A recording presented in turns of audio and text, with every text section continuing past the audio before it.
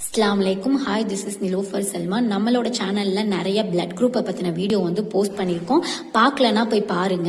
அதுல 4 வகையான blood group தான் எல்லாருக்கும் இருக்கக்கூடிய மோஸ்ட் காமன் குரூப். அது என்னன்னாக்கா A group, B group, AB group and O group.